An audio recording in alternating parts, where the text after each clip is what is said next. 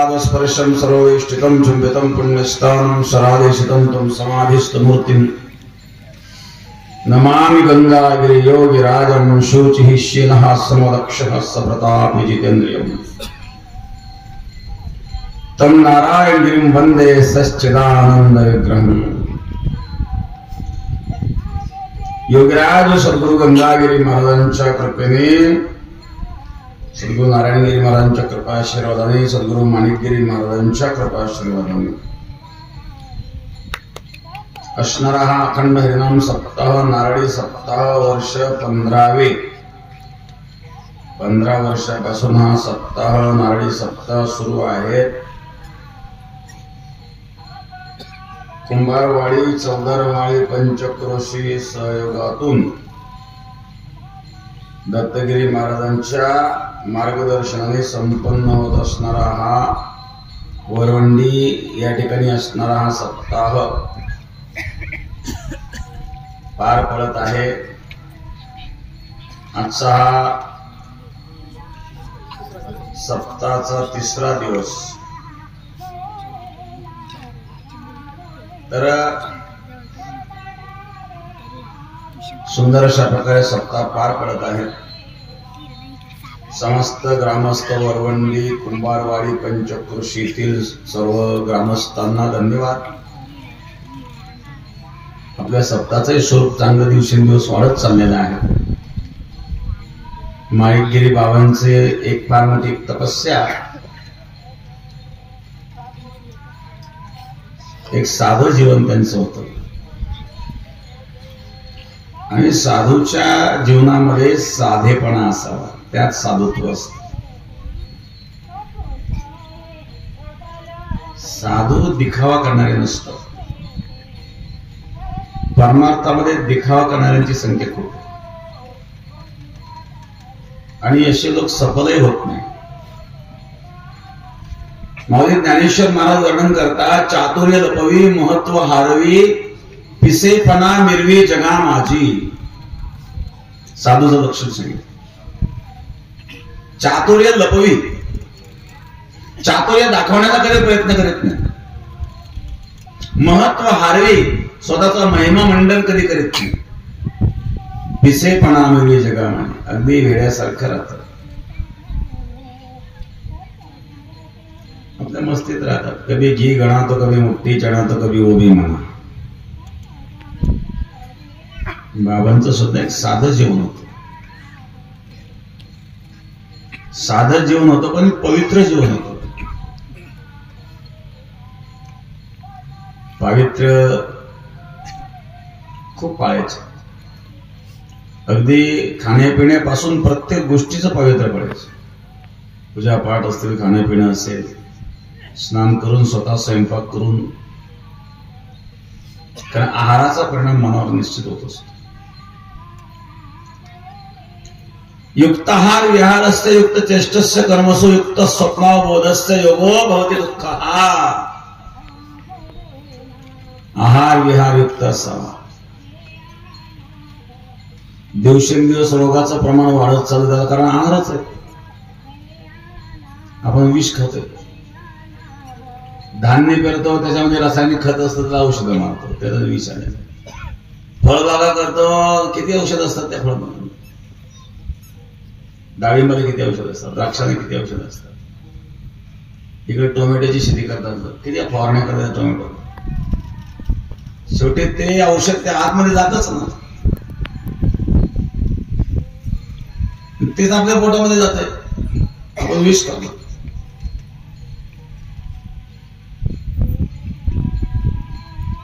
त्याच्यामुळे कॅन्सरचं प्रमाण फार वाढलं, हार्ट अटॅकचं प्रमाण वाढलंय।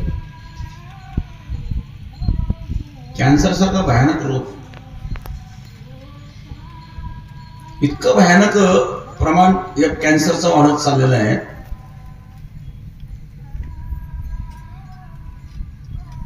मागे प्रौढ हॉस्पिटलमध्ये शालिनीताईंनी काही महिलांची टेस्ट केली होती। 200 महिलांमध्ये 25 महिला कॅन्सर निघले। 200 महिलांना टेस्ट केली, त्याच्यामध्ये 25 महिलांना कॅन्सर आढळला। कॅन्सर हा आजार दुसऱ्या तिसऱ्या स्टेपला गेल्यानंतर कळतो, कळतही नाही. एवढं प्रमाण कसं वाढलं ना त्यांचं? आपण विष खातोय, आपण शेतकरी आहोत, आपल्याला माहिती आपण काय काय औषध मारतो, काय काय खत घालतो. कारण नैसर्गिक आहार नसेल तर रोग होणार. युक्त आहार विहारस्य युक्त चेष्टस्य कर्मसु. पुन्हा त्यामध्ये पावित्र्य पण असावा ना. हॉटेलमध्ये खूप स्वादिष्ट अन्न मिळत असेल, पवित्र आहे का? एक हॉटेलचं नाव तर समाधान हॉटेल. हॉटेल नाव समाधान हॉटेल. इथं शुद्ध शाकाहारी भोजन मिळेल. सकाळी सकाळी भजे तळायला सुरुवात केली आणि त्या कढईमध्ये उंदराने उडी मारली. त्या भज्यावर उंदीर तळून निघला आणि शेपूट धरून दिला फेकून. पुन्हा गरमागरम भजे, शुद्ध शाकाहारी. दोन-चार मार्केट झालं शुद्ध शाकाहारी. गेले हॉटेल, सपाटून भजे खाल्ले, 500 रुपये बिल झालं. पैसे कोणाकडून लागले एकमेकांकडे पाहिजे. हॉटेलमध्ये कोट काढा, कोट ठेवा म्हणले, पैसे आणून कोट घेऊन जा. एक म्हणलं हॉटेलचं समाधान हॉटेल आहे, हॉटेल समाधान आहे, पैसे दिले तर समाधान, नाही तर पोलीस कळ, पोलीसच्या ताब्यात देऊन फुकट भजे खाल्ले, पैसे द्यायचा पत्ता नाही. हे समाधान आहे का? समाधान समाधान हॉटेलात नाहीये. समाधान कुठे आहे? भगवंताच्या चिंतनात. सदा नाम घोष करो हरे कथा, तेने सदा चित्ता समाधान. चित्ताला समाधान कुठे? भगवत चिंतनात आहे.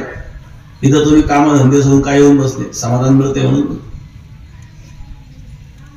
एवढा मोठा खर्च कसा करता? एवढा मंडप, हे भजन चालू आहे, पंक्ती चालू आहे, काय गरज आहे? समाधान आहे.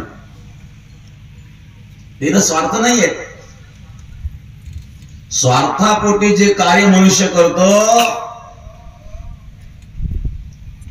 त्याच्या पाठीमागे स्वार्थ दडलेला असतो आणि त्यामुळं त्याला लाभ जरी झाला ना तरी तो संतुष्ट होत नाही. त्याला आणखी व्हायला पाहिजे, अपेक्षा असते. काही शेतकऱ्यांनी कांदे दाबून धरले, 6,000 भाव गेला तरी विकले, त्याला आणखी वाढवून तो आला 2,000. आशाही परमं दुःखम नैराश्यम परमं सुखम. संसारामध्ये असंच असतं. एक इच्छा निर्माण झाली ना, ती पूर्ण झाली की दुसऱ्या 10 तयार होतात, 10 पूर्ण झाली की 100 तयार होतात, 100 पूर्ण झाली की 1000 तयार होतात. संपणारच नाहीये.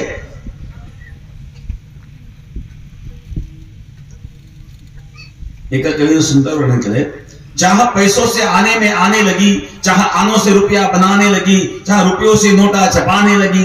पैसा आला आण्याची इच्छा झाली, आना आला रुपयाची इच्छा झाली, रुपयाला नोटांची इच्छा झाली, नोटा आल्या, चाह नोटों से बिल्डिंग बनाने लगी, बंगल्याची इच्छा झाली, बंगला झाला, बंगल्यापुढे गाडीची इच्छा झाली, चाह बिल्डिंग में मोटर को लाती रही. बंगलाही झाला, गाडी झाली. आता थांबला का तो? नाही. मग त्या गाडीचा उपयोग काय करतो? सप्ताह करता का? नाही. चाह मोटर में होटल ले जाती चली, चाह मोटर में होटल ले जाती चली, चाह होटल में बोतल खुलाती चली. चाह जुगजुग से ज्ञानी की चेली रही, चाह विषयी को नवी नवेली रही. जो ज्ञानी असतो, जो विचारवंत असतो, त्याच्या ते ताब्यात आहेत. चाह जर से लगी जी जरा हो गया, चाह हर से लगी जी हरा हो गया. जड पदार्थामध्ये असणारी जी चाह इच्छा आहे ही जड बनवत असते. संसाराचं चिंतन करणारा मनुष्य अस्थिर होऊ शकत नाही, कारण मुळात संसारात अस्थिर आहे. अस्थिर संसार स्थिरता देऊ शकत नाही. किती मोठा असू द्या, कोट्याधीश असू द्या, अब्जाधीश असू द्या,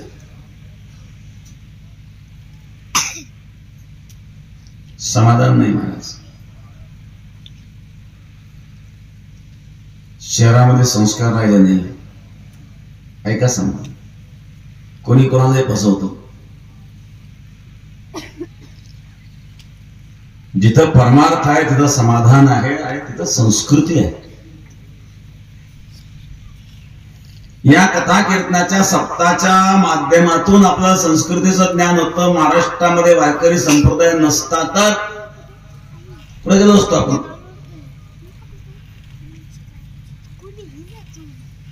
ज्ञानोबा तुकोबा या संतांनी आपल्याला अभंगांच्या माध्यमातून, ज्ञानेश्वरीच्या माध्यमातून, गाथ्याच्या माध्यमातून मार्गदर्शन केले आणि आजही त्यांचे अभंग आपल्याला मार्गदर्शक आहेत. काय करावं काय करू नये आपल्याला कळतंय. तुकोबारायांचे अभंग वाचले तर तुकोबारायांनी चांगले चांगल्यांना फटके दिले. तुकारामांचे अभंग वाचून सगळे फटकेच आहेत. कठोर बोलले बऱ्याच ठिकाणी तुकाराम महाराज.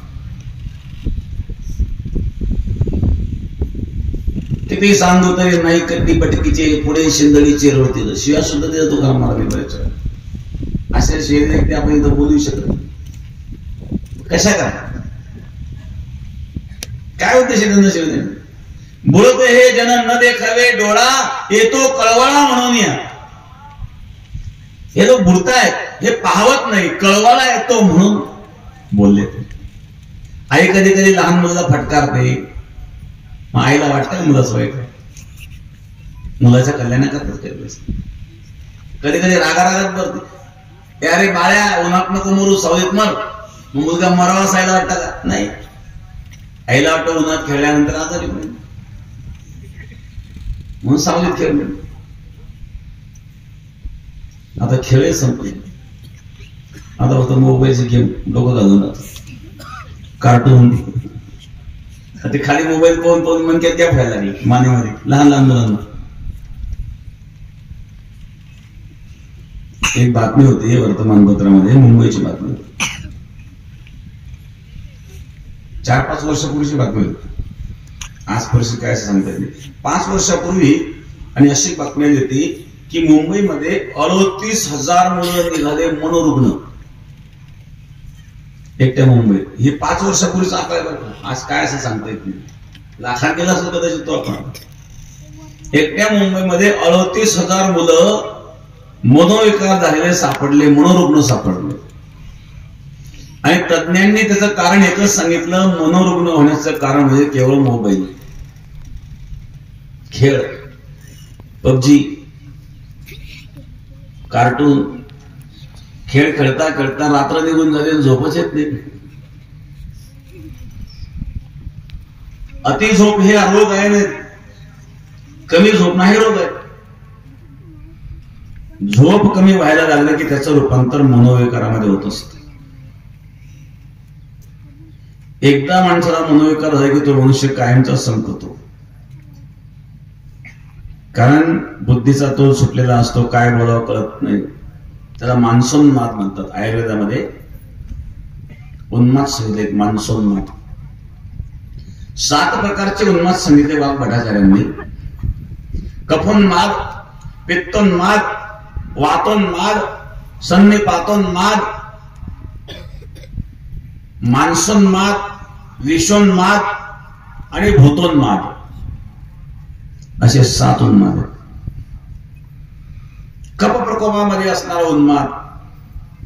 कधी कधी कप अति झाला तर त्यावेळेला मनुष्य चिडचिड करतो, विसंगत बोलतो, तो कफोन्माद आहे. पित्त जर जास्त झाले तर पित्तात स्वतः तशी परिस्थिती निर्माण होतो, पित्तोन्माद आहे. कधी वाताचं प्रमाण वाढलं तर त्यातून उन्माद होतो, तो वातोन्माद आहे. सन्निपात नावाच्या तापामध्ये लोक बरडतात, तो सन्निपातोन्माद आहे. किंवा विष प्रयोग जर आपल्या शरीरावर झाला, काही विष आपल्या पोटात गेलं तर त्यावेळेला सुद्धा काही विसंगत मनुष्य वागतो, बोलतो, त्याला विषोन्माद म्हणतात. आणि मनाचा समतोल बिघडला, बुद्धीचा तोल सुटला तर त्याला विसंगत वागण्याला आपण मानसोन्माद म्हणतात, मनोविकार म्हणतात, मनोरुग्ण. आणि 7वे भूतोन्माद. ज्याला भूतबाधा आली तो भूतोन्माद. असे 7 प्रकारचे उन्माद आयुर्वेदामध्ये सांगितले. त्यामध्ये मानसोन्माद, मानसिक विकृती दिवसेंदिवस वाढत चाललेली आहे. आणि त्याला कारण अनेक प्रकारचे चित्रपट असतील, व्हिडिओ असतील, मोबाईल, फार कारण. मोबाईलचा फार दुरुपयोग दिवसेंदिवस होत चाललेला. मग समाधान शांती जर पाहिजे असेल ना तर मला एक उपाय सांगतो. जसं आपण आठवड्यातून एक दिवस उपवास करतो किंवा 15 दिवसाची एकादशी करतो, तसा एक दिवस मोबाईल उपवास करायचा. त्या दिवशी मोबाईलला हातच लावायचा करून बापरे. आठवड्यातून एक दिवस असा ठेवायचा की त्या दिवशी मोबाईल बंद, म्हणजे पण स्विच ऑफ, हातच लावायचा. कमीत कमी तो एक दिवस तरी समाधान मिळेल. हातात मोबाईल की समाधान मिळेल. उपयोग फार थोडा असतो. आपण किती बोलतो मित्राशी किंवा कुठल्या कामानिमित्ताने 24 तासामध्ये आपण कामानिमित्ताने 10-5 मिनिट बोलत असू, एक तास बोलतो, बाकीचे सगळे तास निरर्थकच आहेत. कमीत कमी तुम्ही इथे येऊन बसलात म्हणजे कमीत कमी या ठिकाणी जे विचार ऐकायला मिळतात त्यात तरी समाधान आहे ना. संसारामध्ये समाधान नाही आहे. कोणी किती मोठा असेल ना, गेला एक राजा होता, एक साधू होता, त्या राजाच्या राजमाला शिवलन त्या राजाच्या राजसिंहासनावर जाऊन बसला. राजा बाहेर गेले होता, द्वारपाळाने अडवलं, ते साधू ऐकलंच नाही, मध्ये शिरला. आता ते सेवक बिचारे शिपाई, त्यांना वाटलं साधूला मार हांतर करता येत नाही, साधू ऐकलंच नाही. साधू गेल्या राजाच्या सिंहासनावर जाऊन बसला. थोड्या वेळानंतर राजा आला. राजाने पाहिलं माझ्या सिंहासनावर कोण बसलाय, कोण साधू आहे. राजा म्हणजे हो बाबा आहे. कोण आहे तुम्ही? हो साधू संतांची सेवा करावी, साधू संतांचा सन्मान करावा इथपर्यंत ठीक आहे, पण कोणी मर्यादा आहे का नाही? राजाच्या सिंहासनावर जाऊन बसत असणार का साधू? खाली उतरा, नाहीतर शिक्षा करेन मी तुम्हाला. तुम्हाला काही धर्मशाळा वाटले का? कोणी येऊन कुठे बसावं? साधू हसायला. वरून हसताय ना तुम्ही. राजाची मर्यादा असते. साधू म्हणला राजा तू काय म्हणला आता? हे धर्मशाळा आहे का? हो मग राजवाडा म्हणजे काय तुम्हाला धर्मशाळा वाटले का? हो मला वाटलं धर्मशाळाच आहेत म्हणून तर मी बसलो. राजाला आणखी नाही झाला, माझ्या राजवाड्याला तुम्ही धर्मशाळा म्हणता? साधू विचारला का हो धर्मशाळा म्हणजे काय? कोणीतरी वाटसरू येतो, 2 दिवस राहतो, निघून जातो, त्याला धर्मशाळा म्हणतात. त्या साधूने विचारलं मी तुला एक प्रश्न विचारतो, हा राजवाडा कोणी बांधला? म्हणजे आमच्या पूर्वजांनी बांधला. कुठे ते? पंजोबा कुठे? म्हणजे गेले. आजोबा कुठे? म्हणजे गेले. बाप कुठे? बापही गेला. मग काय धर्मशाळा काय? तू दादा सांगितलं कोणतरी वाटसर येतो, 2 दिवस राहतो, निघून जातो. तुझा बापही आला, काही दिवस राहिला, निघून गेला. आजा आला, काही दिवस राहिला, निघून गेला. पंजा आला होता, काही दिवस राहिला, निघून गेला. धर्मशाळा तर तीच आहे, कोणतरी वाटसर येतो, काही दिवस राहतो, निघून जातो. आजा मेला, पंजा मेला, बाप मसना गेला. देखत देखत नातू पण तोही तैसा झाला.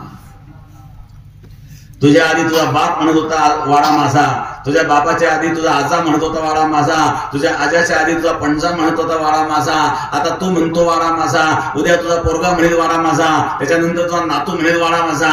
वाडा कोणाचा? तुझ्या आधी कोणाचा तरी होता, तुझ्या नंतर कोणाचा तरी असणार आहे. मग याला तू माझा कसं म्हणतो? त्या धर्मशाळेमध्ये 4-2 दिवस राहत असेल, या धर्मशाळेमध्ये 50-100 वर्ष राहत असेल. अर्थ तर एकच निघला. मग आपण एखाद्या धर्मशाळेमध्ये थांबलो, एखाद्या हॉटेलमध्ये थांबलो 2 दिवस, नंतर जाताना आपण म्हणतो का मी गेल्यानंतर माझ्या या 2 नंबरच्या खोलीचं कसं होईल? काही काळजी करू नको, बुकिंग तयार आहे. आता सगळं ऑनलाईन बुकिंग होतं. तू बाहेर पड बघतो, तू बाहेर पडला की दुसरं तयार आहे. तर हा म्हणतो माझ्या नंतर पोरांचं कसं होईल?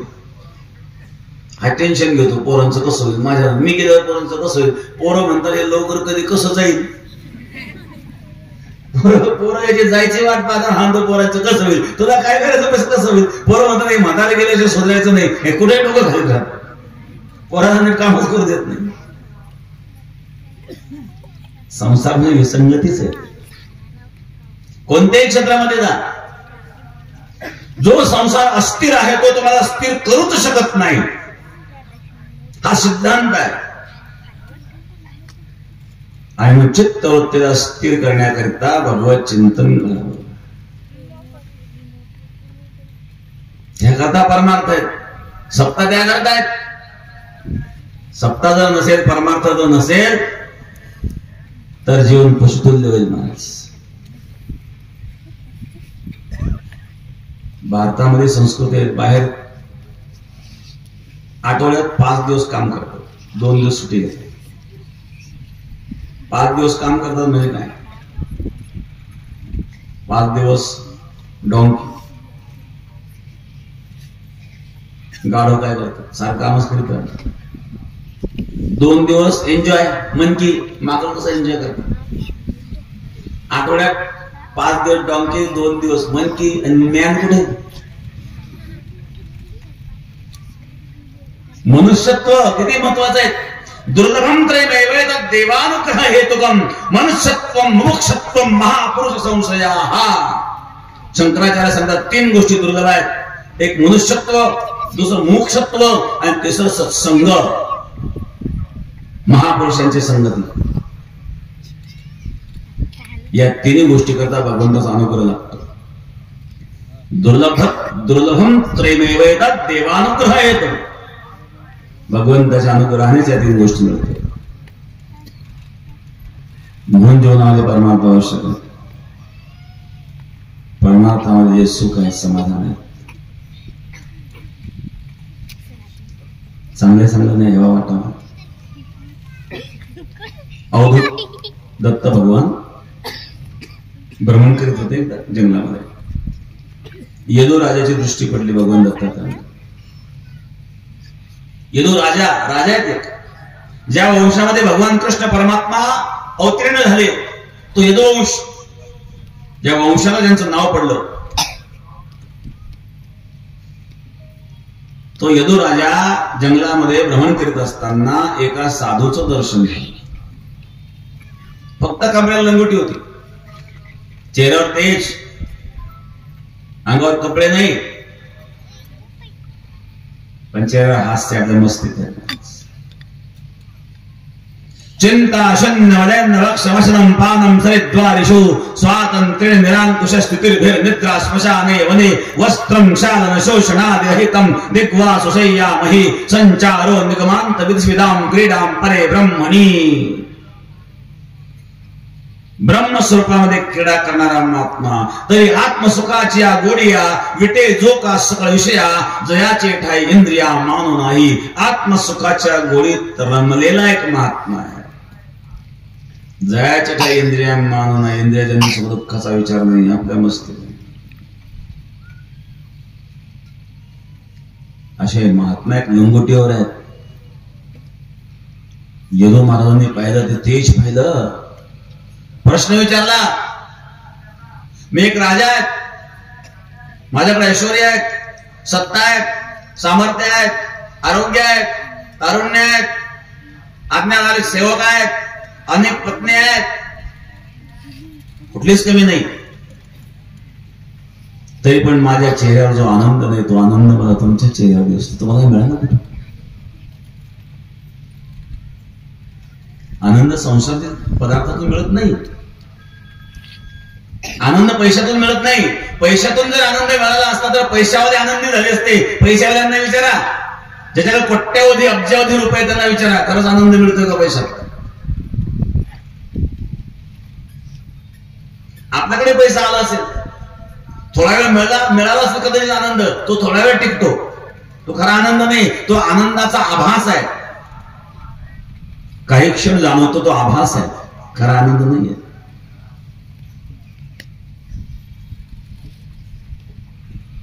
त्या अवधूत होते भगवान दत्त एका महात्म्याच्या रूपामध्ये वर्णन करीत होते. यदू राजाने भगवान दत्तात्रयांना प्रश्न विचारला, हा आनंद तुम्हाला मिळाला कुठून? भगवान दत्तात्रयांनी सांगितलं, नाथ मला सुंदर वर्णन करता एक नदी भागवतामध्ये. जो जो घेतला गुण तो तो म्या गुरु केला जाण, गुरु से आले अपार पण जग संपूर्ण गुरु दिसे. आपला सुद्धा विकास होतो. तुम्हाला विकास कसा होतो? आपण व्यसनापासून जर मुक्त झालो तर व्यसनात जाणारा पैसा वाचलाच नव्हता. परमार्थामध्ये जर आपण राहिलो तर आपण वाम मार्गापासून वाचतो. व्यसनी माणसं व्यसन सोडत नाही, परमार्थ करणारे परमार्थ का सोडवत. काही लोकांनी कोरोना काळामध्ये मालिश करून टाकला. का माल केलं तुम्ही? मला कोणी केले नाही म्हणजे कोरोना तुटली. कोरोना मालिश काय समजलं? दारू सोडली का कोरोनामध्ये? दारू सोडली का? दारू पिणार मालिक सोडतो. बिळे पिण्याला बिळा सोडतो का? सिगरेट पिण्याला सिगरेट सोडतो का? काही कीर्तनात सुद्धा पेट होतात बरं का, लांब असतात. दिवसा लक्षात नाही, रात्र चमकत. दोघ जण बिळ्या पेत होते. एक पीत पिताला दर्शन करता, तोंडात पिळी तशीच वाकला खाली, लागला दर्शन घ्यायला. त्या साईड नारे बाबा पिढी जो खालून पाहायला झटका लागतोय. त्यावेळी त्याचा जोडीदार पीत पिताला म्हणजे महाराज माझं दर्शन होईपर्यंत तुमच्या हातात पिळते. एक एक नमुने. बिडी पिणारा बिडी सोडित नाही, दारू पिणारा दारू सोडित नाही. तेवढा गुण तर त्यांच्याकडून घ्यायला मरतो पण दारू सोडित नाही. परमार्थ करणारा म्हणजे पण सोडण्यासाठी. परमार्थामध्ये सुद्धा निष्ठा असाही तुकाराम महाराज सांगतात, माझे मन पाहे कसून चित्त न ढळे तुझ पासून, कापोन्या देन शिर पहा कृपणी उदार. मजवरी घाली घणपरी न सोडी तुझे चरण तुका म्हणती, तुझ वाचोनी नाही गती. माझ्या घण घातले तरी मी तुझं चरण सोडणार नाही. अशा प्रकारची निष्ठा तुकोबारांची होते. अशा ते परमार्थावर निष्ठा असतात. ते लोक परमार्थामध्ये दिखावा करतात. दिखावा करण्याचा परमार्थ नसतो आणि दिखावा टिकत नसतो.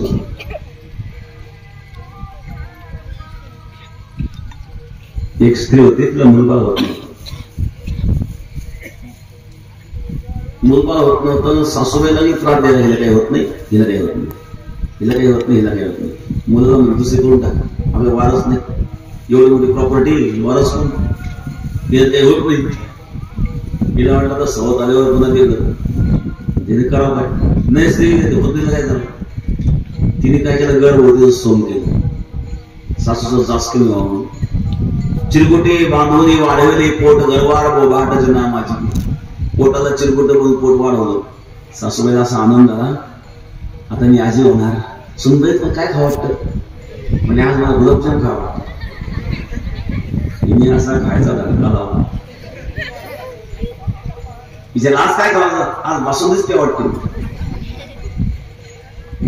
नंतर परत दुसऱ्या दिवशी आज काय वाटतं? आज जिलेबीच काय वाटतं? हायवेच करेल ना ते असे.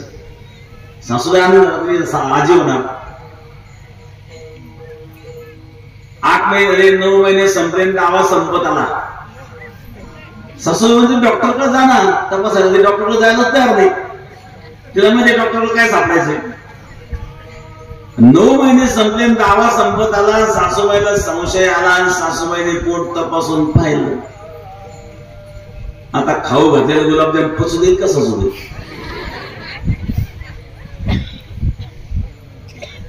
किती दिवस संपतो?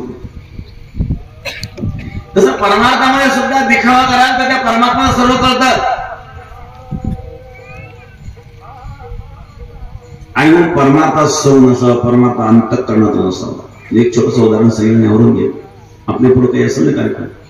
काय 4 वाजता प्रवचन. एक पाहुणा महिना होतो, पाहुणा घरातून जायला तयार नाही. मग शहरामध्ये म्हणून पाहुणा सांभाळणं बरोबर असतं. खेड्यातली गोष्ट वेगळी आहे. खेड्यात ढकलून जातं. मोजका पगार, खोली भाडं, लाईट बिल, पाणी बिल, किराण्याचा खर्च, मुलांच्या शिक्षणाचा खर्च, कपड्यांचा खर्च, हे सगळं ठरलेलं असतं. आणि त्यावेळेला पगारात ते बसवायचं असतं. आता मध्येच माणूस अजून महिनाभर राहिला त्याचं बजेट बिघडतं सगळं. महिना झाला पाहुणा जायला तयार नाही, जाई म्हणता येईना. दोघांनी नियुक्ती केली. सायंकाळी हा घरी आला यांनी कपाट उघडलं. पत्नीला विचारलं, मी काल या कपाटामध्ये 2 लाख रुपये ठेवले, कुठे गेले पैसे? पत्नी म्हणे, मला काय माहिती, तुम्ही ठेवले मला काय माहिती.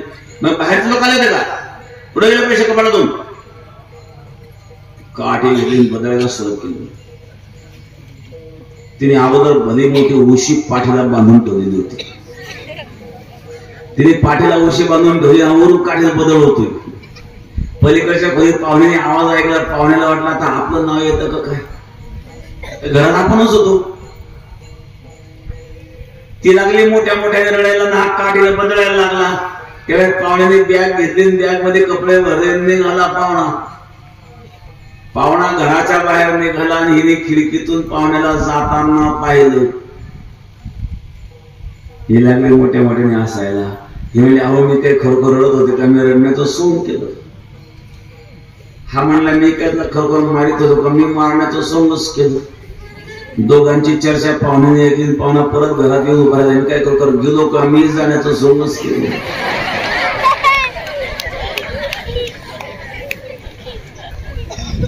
काही लोक असे चिवट असतात.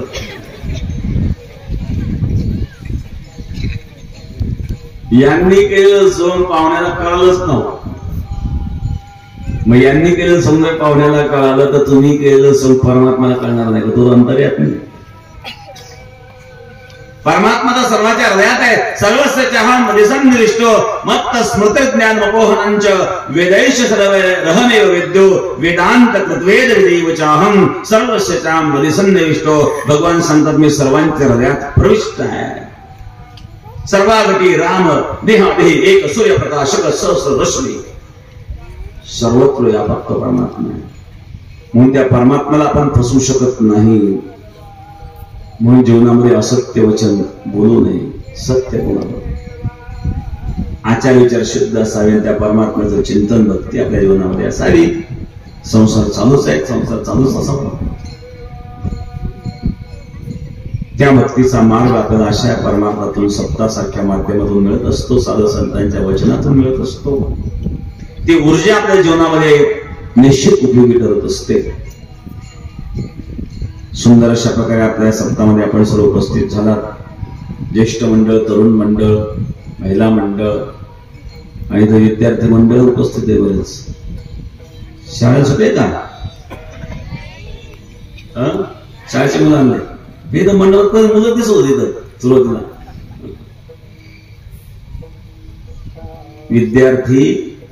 विद्यार्थी जीवनामध्ये आपलं काम एक असतं की ज्ञानार्जन. ज्ञान हे जीवनामध्ये सर्वात महत्वाचं असतं. ज्ञानम हे देशामध्ये तो विशेष. ज्ञान नसेल तर ते जीवन कशातून असतं. ते ज्ञानार्जन करण्याची एक वेळ असते. वेळेत जर आपण अभ्यास केला नाही, वेळ निघून गेल्यानंतर मग पश्चातापाची पाळी असते. एक सुभाषित आहे,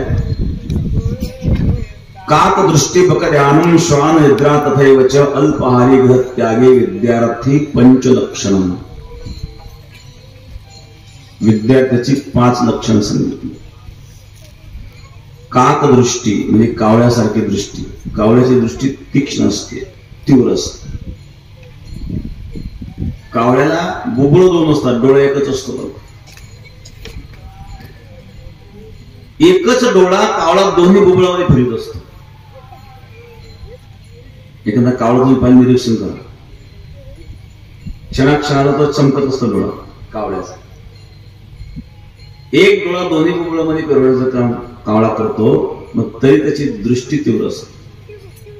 बघ ध्यानम, बगड्यासारखं ध्यान. बगडा कसा असतो, एकाग्र असा एका पायावर उभा राहतो. नदीच्या तीराला जाऊन पाहतो तो काय करतो, असं एका पायावर बगडा उभा राहतो.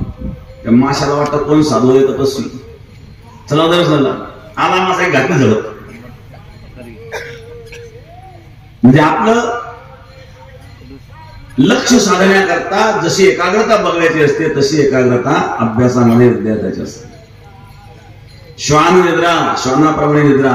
श्वान म्हणजे कुत्रा एकदम सावध झोपत असतो, तशी निद्रा सावध असावी. आणि अल्पाहारी, आहार अल्प असावा. कारण जास्त खाल्लं की झोप येते, झोप आली की मग अभ्यास होत नाही.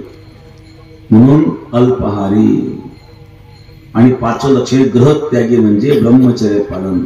या 5 लक्षणांनी युक्त जो असतो तो आपल्या जीवनामध्ये ज्ञानामध्ये उच्चतम अवस्था प्राप्त करत असतो. कारण ज्ञान जीवनामध्ये अतिशय महत्वाचं आहे. ज्ञान हे गुप्त धन आहे. न चोर हरियम न च राज हरियम न भातृभाज्यम न च भार कार्ये वेदकृते वर्तते एव नित्यम विद्याधनम सधनम प्रदानम.